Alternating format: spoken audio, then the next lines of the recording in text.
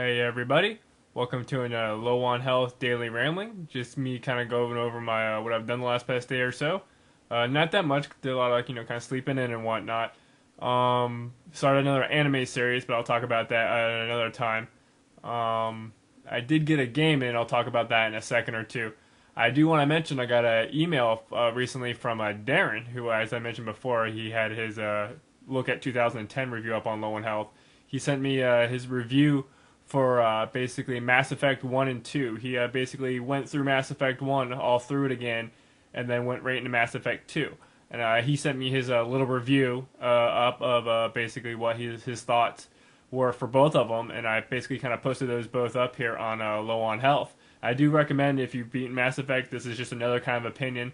His is really interesting because he just finished the first Mass Effect, and he's beat it before, but he just decided to play through it all completely with all the DLC again to get everything fresh in his mind, and he actually breaks down all his likes and dislikes from the first Mass Effect, and then he goes on to basically his likes and dislikes of the second Mass Effect. Like I said, he's a casual gamer. I mean, I would say hardcore. He probably does almost play.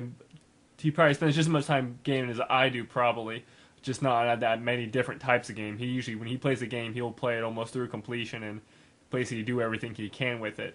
But this is just an interesting read. It's a long read too, but it's definitely interesting to read just to get an opinion of somebody else who's not like a professional gaming writer or reviewer that might be bought out by the companies. It's a nice, he's an evenly balanced, opinionated guy who sees the pros and cons very well and can basically give you another voice of Mass Effect 2.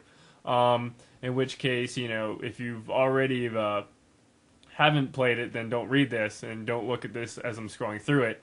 But just to kind of give you an idea of how long it is, it's definitely, you got a couple minutes, give it a read. And I do also say, hey, I mean, I don't mind posting other people's reviews up on Low on Health. Granted, I mean, it may be only like a dozen different people look at Low on Health. But hey, I mean, the more reason, if you want to share your review of something video game related or anime related, I'll put it up there. I don't care. Just make sure it's not like something very stupid or profane, and I'll just put it up. I don't care. The more content, the better. Moving on here, GameFly.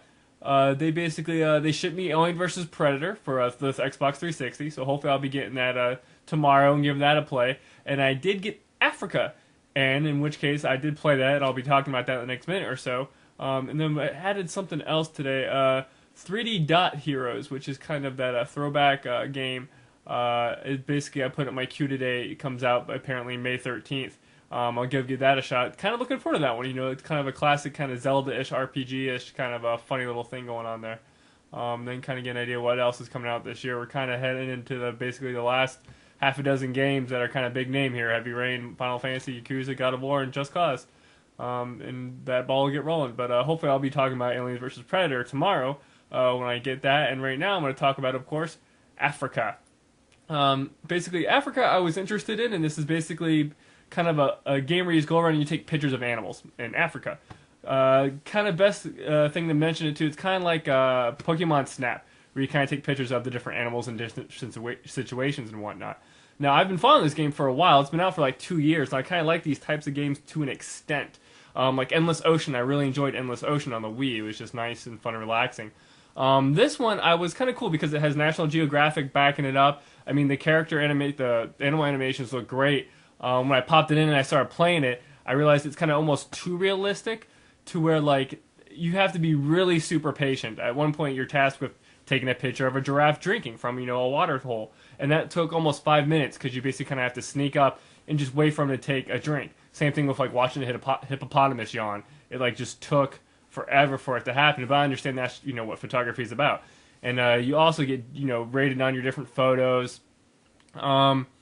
I'm trying to think what else.